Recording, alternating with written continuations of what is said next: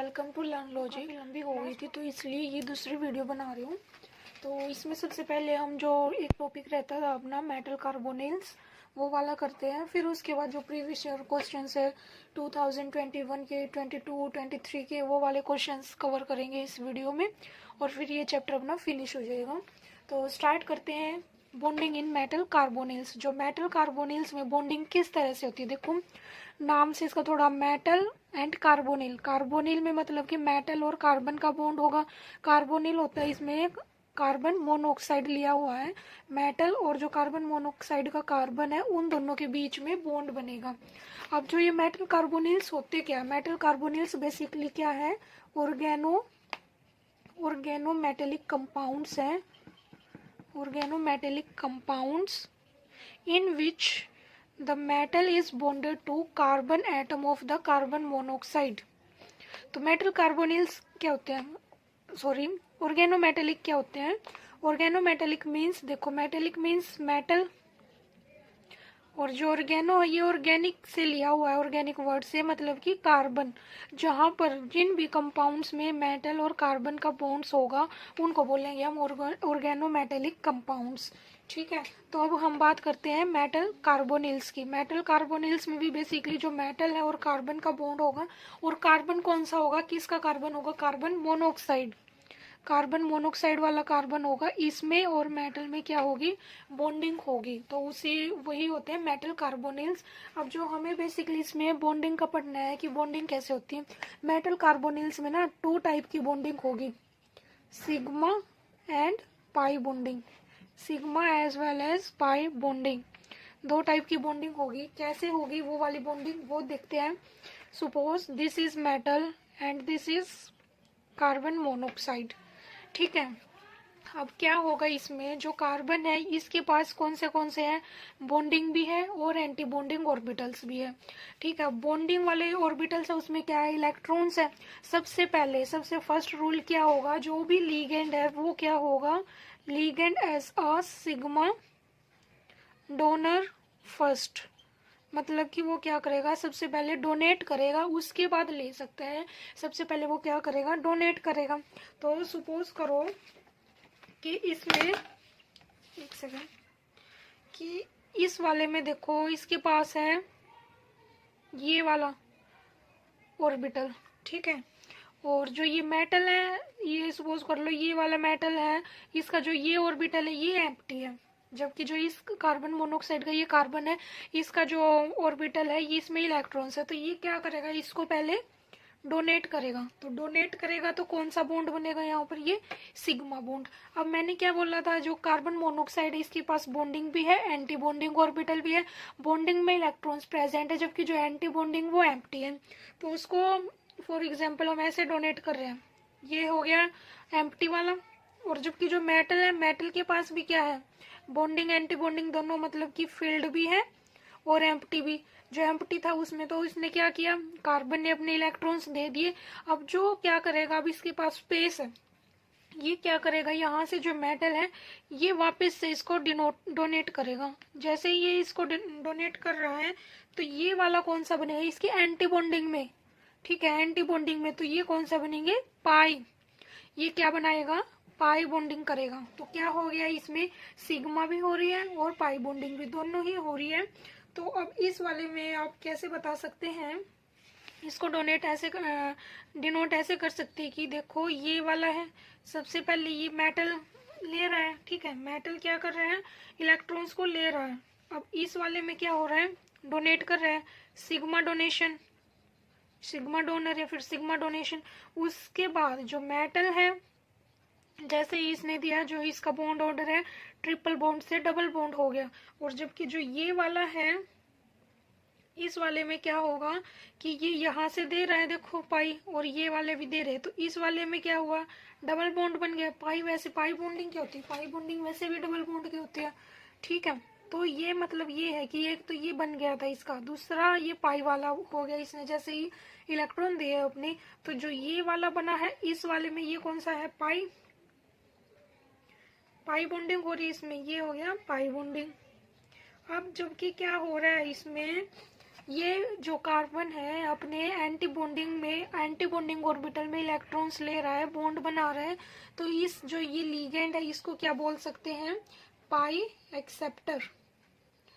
Acceptor ligand. इस तरह जैसे कि CN हो गया, ठीक है, CO हो गया, ये सारे क्या होते हैं, पाई एक्सेप्टर लिगेंड्स या फिर पाई एसिड लिगेंड्स भी बोल सकते हैं इनको। क्यों? क्योंकि इनके पास क्या है, एम्प्टी एंटी बॉन्डिंग ऑर्बिटल्स है जिसमें ये इलेक्ट्रॉन्स को कैरी कर सकते हैं। ठीक है, बॉन्डिंग वाले सेक्शन में सिर्फ ये वाला ही आपको बताना है, और आई थिंक आप इसको अपनी लैंग्वेज में बनाओ। अगर आपको ये समझ आ गया तो इसको अपनी लैंग्वेज में बना के लिख सकते हो, जैसा भी आपको ठीक लगे। बस इसमें ये ध्यान रखना है कि सिग्मा और पाई बॉन्डिंग होगी इसमें, और कैसे कैसे होगी वो एक्सप्लेन करना है आपको बस। सो अब चलते हैं क्वेश्चंस पे।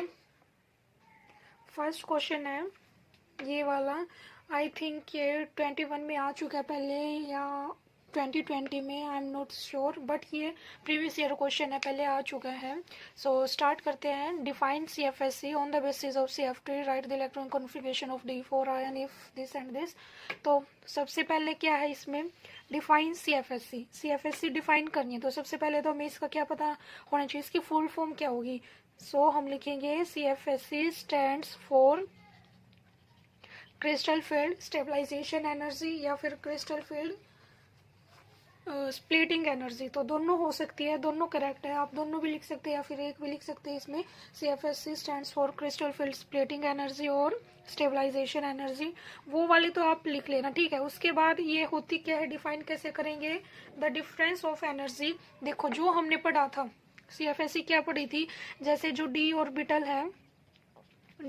है उसमें क्या हो रही है, स्प्लिटिंग हो रही है, एक ये T2G बन गया, एक EG बन गया, ये वाली पढ़ी थी हमने, ये स्प्लिटिंग हो रही है। और मैंने क्या बोला, जो ये स्प्लिटिंग हुई है इन दोनों के बीच का डिफरेंस डेल्टा नोट, ये ही क्या है, CFSE है, ये वाली ही क्या है, CFSE है। तो इसकी हेल्प से हम इसकी क्या डेफिनेशन नहीं बना सकते, तो डेफिनेशन क्या बनेगी, द डिफरेंस ऑफ एनर्जी, ये वाली क्या है, एनर्जी ही है, इसकी एनर्जी कम है, इसकी ज्यादा। तो difference of energy between the two sets, दो सेट बन गए ना, T2G between the two sets name T2G and EG of D orbitals हैं। तो दोनों ही D ऑर्बिटल के, लेकिन दो सेट बन गए, दो में स्प्लिट हो गया, एक T2G में, अनदर वन इज EG में, तो दोनों में स्प्लिट हो गया। सो फाइनल डेफिनेशन क्या बनेगी, the difference of energy between the two sets of D orbital is called CFSE। ठीक है, और इसका जो फिर हम फर्दर इसमें क्या ऐड कर सकते हैं कि जो इसको it is usually represented by delta naught, जो इन दोनों का डिफरेंस है। और अगर आगे थोड़ा और एक्सप्लेन करना चाहते हो तो इसमें क्या लिख सकते हो, जो ये लास्ट नीचे वाला क्या, लोअर एनर्जी लेवल कौन सा, T2G and upper energy level EG है, और इसका जो डिफरेंस है लास्ट नीचे वाले का कितना है, -0.4 डेल्टा नोट, जबकि जो ऊपर वाला है 0.6 डेल्टा नोट है। सिर्फ इतना एक्सप्लेन करना, और अगर आगे चाहो तो आप इसका जो CFSE जो कैलकुलेट करने का फॉर्मूला है वो वाला भी लिख सकते हो, इट्स अप टू यू।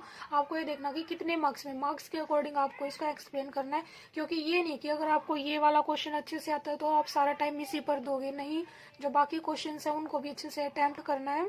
तो अपना जो समझ के करना है एग्जाम में कि किस क्वेश्चन को कितना टाइम देना, पहले से अपनी स्ट्रेटजी बना के रखनी है। सो अब इसमें आगे करते हैं, on the basis of CFT क्या है, crystal field theory, right the electronic configuration of D4 ion if delta naught is less than P। D4 की हमें इलेक्ट्रॉनिक कॉन्फ़िगरेशन लिखनी है, और उसमें कंडीशन क्या दे रखी है, delta naught is less than P means pairing energy, जबकि जो डेल्टा नोट क्या है, CFSE जो डिफरेंस है उन दोनों का, अगर वो वाला कम है, देखो जनरली देखो नॉर्मल सी बात है, हमारे पास दो है ये T2G एंड EG, इन दोनों का ये गैप है, ये एनर्जी डिफरेंस है दोनों में। अगर मान लो डेल्टा नोट अगर कम है as compare to pairing energy, अगर डेल्टा नोट कम है तो मतलब कि क्या होगा, इन दोनों में डिफरेंस कम होगा, तो आसानी से जो इलेक्ट्रॉन है नीचे वाले ऊपर जाएंगे, मतलब कि इसमें कोई भी पेयरिंग नहीं होगी, क्योंकि गैप बहुत कम है, तो इलेक्ट्रॉन्स एक्साइट हो सकते हैं। सो अब हमें किसके लिए लिखना है, इलेक्ट्रॉनिक कॉन्फ़िगरेशन फॉर D4 की इलेक्ट्रॉनिक कॉन्फ़िगरेशन लिखनी है तो कैसे लिखेंगे हम? आसानी से क्या होगा, ऊपर जा सकते हैं, ये डिफरेंस कम है तो 1 2 3 एंड 4, ये हो गई T2G 3 एंड EG1। ये हो गया केस 1। केस 2 में क्या होगा, अगर जो डेल्टा नोट है वो ग्रेटर है, इज ग्रेटर, अगर डेल्टा नोट ग्रेटर है, ज़्यादा है, तो ये डिफरेंस भी ज़्यादा होगा। तो जो इलेक्ट्रॉन्स हैं, इलेक्ट्रॉन्स क्या हैं, ऊपर नहीं जा पाएंगे क्योंकि स्पेस बहुत ज़्यादा हो गया, डिफरेंस ज़्यादा है। तो इस वाले में क्या होगी, पेयरिंग, इस वाले में क्या हो जाएगी, पेयरिंग होगी। पेयरिंग होने के बाद 1 2 3 एंड 4, तो क्या इलेक्ट्रॉनिक कॉन्फ़िगरेशन बनेगी, T2G4 एंड EG0। ये इसकी इलेक्ट्रॉनिक कॉन्फ़िगरेशन हो गया, ऐसे आपको दिखाना है उसमें लिख के। ठीक है, अब नेक्स्ट करते हैं, on the basis of VBT predict the hybridization and magnetic nature of NiCN4 2 negative. देखो क्या बताना है, VBT के बेस पर बताना है, वैलेंस बॉन्ड थ्योरी के बेस पर बताना है इसकी हाइब्रिडाइजेशन इस कॉम्प्लेक्स की, और उसका मैग्नेटिक कैरेक्टर की डायमैग्नेटिक होगा या फिर पैरामैग्नेटिक। मैंने पहले ही बताया था VBT में अगर CN है, CO है, NH3 है, तो इसमें क्या करेंगे हम, पेयरिंग करेंगे। पेयरिंग होगी तो डायरेक्ट हमें क्या करना है, सिर्फ इसकी इलेक्ट्रॉनिक कॉन्फ़िगरेशन फाइंड आउट करो और फिर आगे करो। तो निकल है, निकल का एटॉमिक नंबर कितना होता है, सेक टीवी करमन फीकोनी 28, इसका एटॉमिक नंबर हो गया 28। तो इलेक्ट्रॉनिक कॉन्फ़िगरेशन क्या बनेगी, 3D8 4s2। अब उसके बाद इसकी ऑक्सीडेशन स्टेट फाइंड आउट करो। ऑक्सीडेशन स्टेट क्या होगी निकल की, X-4 -2 +2, तो इसकी ऑक्सीडेशन स्टेट आ गई +2। तो निकल पर क्या ऑक्सीडेशन स्टेट कितना चार्ज है, +2 है, +2 है, तो इसकी इलेक्ट्रॉनिक कॉन्फ़िगरेशन क्या बनेगी, 3D8। ठीक है, 3D8 बनी इसकी इलेक्ट्रॉनिक कॉन्फ़िगरेशन। अब इसके बाद क्या करो, निकल 2 पॉजिटिव को ऑर्बिटल्स में शो करो, 1 2 3 4 5 6 7 and 8, this is 4s and this is 4p। अब क्या करना होगा हमें, हमें क्या देखना है कि CN है तो क्या करेंगे, पेयरिंग करेंगे। जितने भी अनपेयर्ड इलेक्ट्रॉन्स है उसको क्या करो, पेयर्ड कर दो। ये वाला इलेक्ट्रॉन यहाँ चला जाएगा, तो ये होगी पेयरिंग, और ये एम्प्टी रह गए। एम्प्टी रह गए, हमें कितने चाहिए, 4, 1 2 3 4। तो हम ले लेंगे DSP 1 2 3 4 DSP2। तो DSP2 हो गया हमारा। DSP2 में हमारी कौन सी ज्योमेट्री होती है, अब इसमें होगी हाइब्रिडाइजेशन, तो देखो DSP2 होगी, इसमें ज्योमेट्री कौन सी होगी, स्क्वायर प्लेनर। अगर sp3 होता तो कौन सी होती है हमारी, टेट्राहेड्रल, बट ये DSP2 है तो ये होगी स्क्वायर प्लेनर। दूसरी बात, ये कौन सा मैग्नेटिक कैरेक्टर क्या होगा, डाई मैग्नेटिक, क्योंकि कोई भी इलेक्ट्रॉन क्या है, अनपेयर्ड नहीं है, सारे पेयर्ड है, तो ये होगी डाई मैग्नेटिक। ठीक है, अब नेक्स्ट इसमें give the UPSC name of, ये वाला क्वेश्चन मैं आपको पहले भी करा चुकी हूँ और ये रिपीट हो रहा है, बहुत बार रिपीट हो चुका है प्रीवियस ईयर में, बट फिर भी इसको देख लेते हैं एक बार क्या होगा। डाइक्लोराइडो Cl2 बेस, मतलब कि 2 के लिए यूज कर रही थी, N12 डायमीन है, En2 एंड कोबाल्ट 3। इसकी ऑक्सीडेशन स्टेट क्या दे रखी है हमें, 3 दे रखी है। तो 3 कैसे निकलेगी अब वो देखते हैं। 3 का मतलब क्या, आगे इस पर कुछ चार्ज होगा। सबसे पहले तो मेटल, फिर उसके बाद लिगेंड कैसे आएगा, अल्फाबेटिकली, क्लोराइडो पहले आएगा या C पहले आता है, तो Cl2 CO, सबसे पहले तो मेटल, फिर लिगेंड अल्फाबेटिकली Cl2 En2, ये हो गया। अब इसमें हमें जो CO है इसकी ऑक्सीडेशन स्टेट 3 निकालनी है, +3, वो कैसे निकलेगी, सपोज करो इस पर हमें चार्ज, इसकी ऑक्सीडेशन स्टेट हमें नहीं पता है क्या है, तो इसको हमने X लेट कर लिया। उसके बाद Cl पर क्या होता है, -1 होता है। Ethylene diamine, sorry ethane 1 2 diamine क्या है, न्यूट्रल है, कोई चार्ज नहीं है, तो +2 -1 इज इक्वल टू, अब देखो X is equal to -2 dash, इसको हमने क्वेश्चन मार्क कर लिया, क्वेश्चन मार्क +2, ये क्या है +2, मतलब कि इसमें क्या ऐड करें कि वो टोटल 3 हो जाए हमारे पास। 2 में हम क्या ऐड करेंगे, 1 ही ऐड करेंगे तभी 3 होगा। तो ये क्या आ गई 1। तो हमारा यहाँ चार्ज क्या है, या तो खाली प्लस लिख लो या फिर +1, दोनों ठीक है। या तो खाली +1 से डिनोट करो या फिर ये वाला। तो इसकी जो आईपीएससी नेम क्या होगा, COCl2En2 प्लस, ये हो गया इसका आईपीएससी नेम। अब नेक्स्ट क्वेश्चन करते हैं। क्वेश्चन है ये, when a coordination compound NiCl2 6H2O is mixed with AgNO3, 2 moles of AgCl are precipitated per mole of the compound। क्या कह रहा है कि जब हमने ये वाला कॉम्प्लेक्स लिया, ये कंपाउंड है हमारे पास, इसको क्या किया, मिक्स्ड विद AgNO3, तो हमें क्या मिले, AgCl के हमें 2 मोल्स मिले। ठीक है, अब उसके बाद क्या बताना, स्ट्रक्चरल फॉर्मूला, जो ये कॉम्प्लेक्स है इसका जो फॉर्मूला है वो क्या होगा, स्ट्रक्चरल फॉर्मूला क्या होगा। तो हमें जो इस टाइप के क्वेश्चन है ना, देखो ये पूछे जाते हैं, या फिर ये वाला कॉम्प्लेक्स, ये कंपाउंड दे दिया, फिर कोई और, बट ये वाला जो क्वेश्चन है ये आता ही आता है एवरी ईयर। तो इस वाले को अच्छे से कर लेना, और इसमें कुछ भी नहीं है, सिंपल जो दे रखा है बस उसी के अकॉर्डिंग चलना है, हमें ऑटोमेटिकली अपना आंसर निकल जाएगा। तो इसने क्या बोला, 2 moles of AgCl, 2 moles AgCl के हमें मिले हैं। अब देखो यहाँ AgNO3 है, यहाँ NiCl2 है, 6H2O है, हमें क्या मिल रहा है, AgCl हमें कब मिलेगा, जब वो बाहर होगा। देखो जो कोऑर्डिनेशन एंटिटी है, जो उसके अंदर वाले वो वाले ब्रेक नहीं करेंगे, जबकि जो उसका काउंटर आयन है वो क्या करेगा, वो आयन्स है, वो आयन है ना, काउंटर आयन ही आयन है, तो वो क्या करेगा, वो हट सकता है, वो निकल सकता है फॉर्मूला से, कंपाउंड से।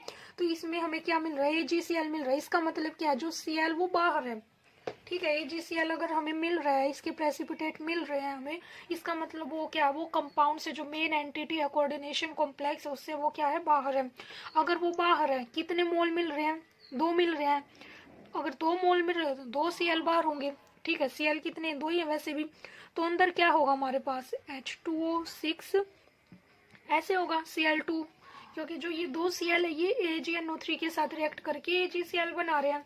अब जो रिएक्शन है ये वाली हो सकती है, AgNO3 ये क्या बन गया, AgCl बन गया। अब ये वाली रिएक्शन हो सकती है, ठीक है, ऐसे ये कर सकते हो आप, ये बैलेंसिंग के लिए। तो हमें क्या 2 मोल मिल रहे हैं ना, तो 2 मोल के लिए हमें 2 Cl चाहिए, तभी वो 2 AgCl बनाएगा। तो जो ये 2 Cl बाहर, इसका मतलब ये वाले क्या, ये काउंटर आयन है, ये कॉम्प्लेक्स एंटिटी है, जो अंदर वाले वो तो ब्रेक नहीं करेंगे। ठीक है, जो आयनाइज कौन से होंगे, ये वाला अलग से, ये पॉजिटिव एंड ये नेगेटिव, ये आयनाइज हो सकते हैं। तो जो ये 2 मोल AgCl के तभी मिलेंगे जब जो 2 Cl हमारे पास प्रेजेंट होंगे रिएक्शन के लिए, तो बाहर होंगे वो तभी प्रेजेंट हो सकते हैं। अगर इसके अंदर है तो उसमें कोई रिएक्शन नहीं होगी। तो हमारा फॉर्मूला क्या होगा, according to the given situation, तो हमारा फॉर्मूला ये बनेगा। तो write the structural formula of the complex, क्या बना हमारा structural formula, H2O6 and Cl2, ये बन गया हमारा फॉर्मूला। फिर उसके बाद क्या है, इसका UPSC name of the complex. अब जो कॉम्प्लेक्स बना है इसका यूपीएससी नेम क्या होगा, सिंपल सा है, आप लिख सकते हो। सबसे पहले क्या आएगा, लिगेंड लिखेंगे, लिगेंड क्या है, 6 है, हेक्सा एक्वा निकल। उसके बाद यहाँ इसकी आएगी ऑक्सीडेशन स्टेट, लास्ट में क्या है, क्लोराइड है, क्लोराइड लिख दिया। ऑक्सीडेशन स्टेट फाइंड आउट करो, अब आपको पता भी है कैसे होती है, फिर भी कर लेते हैं एक बार। इसको हमने सपोज X सेलेक्ट कर लिया, वाटर पर क्या है, न्यूट्रल है, कोई चार्ज नहीं है, तो इक्वल टू किस क्या आएगा, जो इस पर टोटल ओवरऑल चार्ज है, ओवरऑल चार्ज कितना होगा, ये Cl2 है, इस पर -2 है, इस पर +2 होगा, इक्वल टू +2, तो ऑक्सीडेशन स्टेट होगी 2। ये बन गया इसका यूपीएससी नेम। अब नेक्स्ट करते हैं सेकेंडरी वैलेंसी ऑफ निकल। जो ये फॉर्मूला है इसमें हमें क्या निकालनी है, इसकी सेकेंडरी वैलेंसी। सेकेंडरी वैलेंसी कैसे निकलेगी हमारी, अब सेकेंडरी वैलेंसी निकालने के लिए क्या करेंगे, क्या होता है जो सेकेंडरी वैलेंसी मोस्टली वो क्या होती है, इसका कोऑर्डिनेशन नंबर। ये बात याद रखनी है आपको, जो मोस्टली जो कोऑर्डिनेशन नंबर होगा वही उसकी सेकेंडरी वैलेंसी होगी, और जो प्राइमरी वैलेंसी है वो क्या होती है, उसकी ऑक्सीडेशन स्टेट। जो मेटल है, मेटल की ऑक्सीडेशन स्टेट को हम प्राइमरी वैलेंसी बोलते हैं, और जो कोऑर्डिनेशन नंबर है मेटल का वो उसकी है सेकेंडरी वैलेंसी। तो इसमें जो सेकेंडरी वैलेंसी है वो क्या होगी, कितनी होगी सेकेंडरी वैलेंसी, ऑक्सीडेशन नंबर कितना है, 6 है, तो 6 ही इसकी सेकेंडरी वैलेंसी हो जाएगी। ठीक है। और इसमें दूसरा मेथड क्या यूज़ कर सकते हैं, अगर आपको ये नहीं समझ आ रहा, वैसे समझने का कुछ भी नहीं है, डायरेक्ट हमें सेकेंडरी वैलेंसी मतलब कोऑर्डिनेशन नंबर होता है, बट दूसरा मेथड ये भी यूज़ कर सकते हैं कि कितना हमारे पास टोटल कंपाउंड्स कितने, 6 वाटर है एंड 2 Cl है, मतलब कि टोटल 8 हो गए। 8 में से बाहर कितने गए हैं, दो मोल्स बने हैं AgCl के, मतलब कि 2 Cl बाहर निकले हैं, तो अब भी कितना आएगा, 6 ही आएगा, तो हमारा 6 ही उसकी सेकेंडरी वैलेंसी है। Next question, what will be the magnetic moment of NiCl4 negative. देखो ये थोड़ी सा अलग क्वेश्चन है, ये मैंने आपको कराया भी नहीं है। इसमें क्या होगा, एक फॉर्मूला लगेगा मैग्नेटिक मोमेंट निकालने का। एक फॉर्मूला होता है, क्या फॉर्मूला है, मैग्नेटिक मोमेंट, इसको म्यू से रिप्रेजेंट करते हैं, और इसका फॉर्मूला होगा √n/n+2। और बोहर BM होता है, बोहर मैग्नेटॉन, ये इसकी यूनिट है, जहाँ पर जो n क्या है, नंबर ऑफ अनपेयर्ड इलेक्ट्रॉन्स, कितने अनपेयर्ड इलेक्ट्रॉन्स प्रेजेंट है, वो उसका क्या होता है, उसको n बोलेंगे। आप देखो हमें क्या कंपाउंड दे रखा है, NiCl4 नेगेटिव है। अब निकल की जो इलेक्ट्रॉनिक कॉन्फ़िगरेशन है वो 3d8 4s2।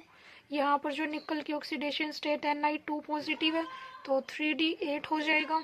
उसके बाद देखो 1 2 3 4 5 1 2 3 4 5 6 7 8 ये हो गए। This is 4s and 4p। यहाँ पर Cl है तो इसमें कोई भी पेयरिंग नहीं होगी, जो जैसे इलेक्ट्रॉन्स है एज इट इज ही रहेंगे। हमें क्या करना है, इसमें अनपेड इलेक्ट्रॉन्स देखने, इससे आगे हमें कुछ नहीं करना, ना इसके हाइब्रिडाइजेशन बताने, ना मैग्नेटिक कैरेक्टर, सिर्फ हमें इसमें नंबर ऑफ अनपेड इलेक्ट्रॉन्स देखने हैं, कितने हैं, कितने अनपेड इलेक्ट्रॉन्स। ये पेयर है, पेयर है, पेयर है, ये दो है, क्या है, unpaired. Unpaired number of electrons कितने हैं, 2 हैं। अब जो n की वैल्यू हमें मिल गई, n की वैल्यू मिलने के बाद क्या करेंगे, इस फॉर्मूला में पुट करेंगे, 2 + 2 = 2 × 4 6। तो इसका जो जब सॉल्व करेंगे ना, ये समथिंग 2.82 के अराउंड आएगा, बोहर मैग्नेटॉन। तो जो मैग्नेटिक मोमेंट की वैल्यू है वो आ गई, दिस 2.82 बोहर मैग्नेटॉन आ गई। अब उसके बाद क्या है इसमें, अगर देखो, अगर आपको ऐसे जैसे क्वेश्चन आ जाते हैं कि जो मैग्नेटिक मोमेंट है उसकी वैल्यू क्या हो सकती है, 5.9 समथिंग, 2.8 समथिंग, 3.9 समथिंग, तो आपको जरूरी नहीं कि आप इसको कंप्लीट निकाल के देखो। आपको क्या करना है, जैसे ही हमें नंबर ऑफ इलेक्ट्रॉन्स का पता चला, अनपेड इलेक्ट्रॉन्स का पता चला, अगर मान लो वो 3 है तो उसकी वैल्यू 3.9 समथिंग होगी या फिर 3.8 समथिंग होगी। ठीक है, ऐसे ही अगर 5 है तो उसकी वैल्यू कितनी हो सकती है, 5.89 समथिंग, 5.9 समथिंग, इस टाइप से वैल्यू होगी। तो आप डायरेक्ट भी क्या, थोड़ा आइडिया लगा के उसमें ये क्वेश्चन कर सकते हैं। ये थोड़ी एक ट्रिक है, ये इससे आपका टाइम सेव होगा। अगर बहुत सारे ऑप्शन दे रखे हैं, अगर 2 है तो 2 वाली जो भी है ना, वो ही उसका करेक्ट आंसर होगा। इस टाइप से आप इस ट्रिक को यूज कर सकते हैं। नेक्स्ट क्वेश्चन है, write down the structure of EDTA, is it hexadentate और नोट। क्या ये हेक्साडेंटेट है, हेक्साडेंटेट मतलब कि 6 डोनर एटम्स हैं इसमें। तो सबसे पहले तो हमें स्ट्रक्चर पता होना चाहिए, स्ट्रक्चर से भी पहले इसका क्या पता होना चाहिए, फुल फॉर्म पता होना चाहिए। फुल फॉर्म क्या होगी EDTA की, ethylene diamine tetra acetate, acetate. Ethylene तो क्या स्ट्रक्चर बनेगा, CH2 डायमीन, 2 नाइट्रोजन आएंगे, tetra means tetra 4 acetate, acetate CH2 C double bond O negative and CH2 C double bond O negative. ऐसे ही यहाँ पर CH2 C double bond O negative, CH2 C double bond O and O negative. ये हो गया हमारा structure. अब देखो इसमें डोनर एटम्स कितने हैं, नाइट्रोजन है डोनर एटम, 2 नाइट्रोजन हो गए। उसके बाद ये ऑक्सीजन डोनेट करेगा, ये ऑक्सीजन, 2 ये हो गए 4, एक ये ऑक्सीजन और एक ये ऑक्सीजन, टोटल हो गई 6। तो yes, EDT is a hexadentate. ठीक है, हेक्साडेंटेट लिगेंड। सो ये क्वेश्चंस जितने प्रीवियस ईयर क्वेश्चंस थे जो मोस्ट इम्पोर्टेंट थे वो कवर हो चुके हैं। अब जो ये देख सकते हैं कि पूरे इस चैप्टर का क्या मतलब कि जो मेन है एक ओवरव्यू है वो क्या होगा, जो मेन टॉपिक्स है वो कहाँ कहाँ से पूछे जाते हैं। मोस्टली 4 टॉपिक्स है जहाँ से क्वेश्चंस हर बार रिपीट होते हैं एवरी टाइम। सिर्फ जो मोस्ट ऑफ द क्वेश्चंस हैं इन्हीं में से पूछे जाते हैं। सबसे फर्स्ट तो क्या आता है इसमें, एक यूपीएससी नेमिंग और फॉर्मूले, ये वाला इंपॉर्टेंट है, इस पे क्वेश्चन बनते ही बनते हैं, हर बार आते हैं इसमें से।